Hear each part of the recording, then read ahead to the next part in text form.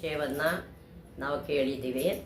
ಈಗ ಅವರ ಶಿಷ್ಯರು ವೈಶ್ಯನಿಗೆ ಏನಂತ ಉಪದೇಶ ಮಾಡ್ತಾರೆ ಅಂತ ಮುಂದಿನ ಶ್ಲೋಕದಲ್ಲಿ ನೋಡೋಣ. ಈ ಮೇಲೆ ಕಂಡ 12 ತತ್ವಗಳ ಬ್ರಹ್ಮವಿದ್ಯಾ ನಿಪುಣರಾದ ಶಂಕರ ಭಗವತ್ಪಾದಾಚಾರ್ಯರು ವ್ಯಾಕರಣ ಪಾಠಕನಿಗೆ ಉಪದೇಶ ಮಾಡಿದರು. ಶ್ರೀ ಶಂಕರ ಭಗವತ್ಪಾದಾಚಾರ್ಯರ ಶಿಷ್ಯರು ಉಪದೇಶಿಸಿದ ಚತುರ್ದಶ ಮಂಜರಿ ಅಂತ ಆ ಪುಸ್ತಕದ ಹೆಸರು. ಅದನ್ನು ಈಗ ಅವ್ರ ಶಿಷ್ಯರಾದಂಥವರು ಹೇಳ್ತಾ ಇದ್ದಾರೆ. ಏನು ಅಂದರೆ, ಕಾತಾಕಾಂತ ಧನಗತ ಚಿಂತ ವಾಕುಲ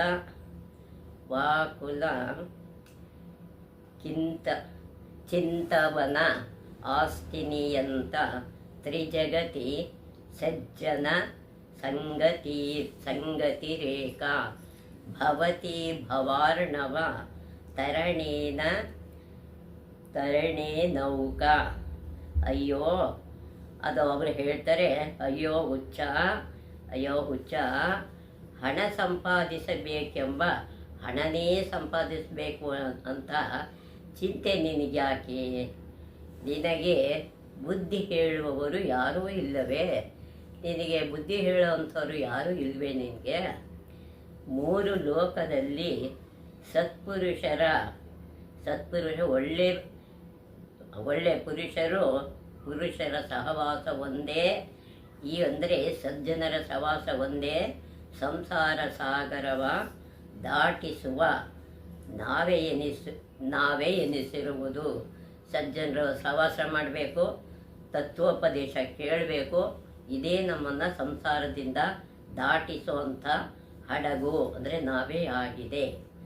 ಮುಂದಿನ ಶ್ಲೋಕ.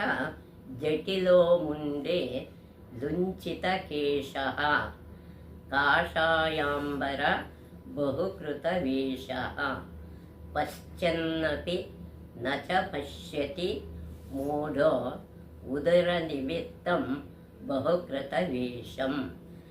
ಮನುಷ್ಯ ಏನು ಮಾಡ್ತಾನಂತೆ ಅಂದರೆ, ಮನುಷ್ಯನು ಜಡೆಗಳೇ ಬೆಳೆಸಿದರೇನೋ. ಜಡೆ ಬೆಳೆಸ್ಬಿಟ್ರೆ ಐತೆ, ಮನಸ್ಸಲ್ಲಿರೋ ಕ್ಲೇಶ ಹೋಗ್ಬೇಕಲ್ವಾ. ಕೂದಲ ಕತ್ತರಿಸಿದರೇನೋ, ಕೂದಲ ಕ್ಷೌರ ಮಾಡಿಕೊಂಡಿದ್ರೆ ಏನೋ. ಕಾವಿ ಉಟ್ಟು ವಿವಿಧವಾದ ಬರೀ ಕಾಷಾಯ ವಸ್ತ್ರ ಉಟ್ಕೊಂಡ್ರೆ ಏನೂ ಇಲ್ಲ, ವಿವಿಧವಾದ ಬಗೆಯ ವೇಷ ಧರಿಸಿದರೇನೋ ಮೂಢ.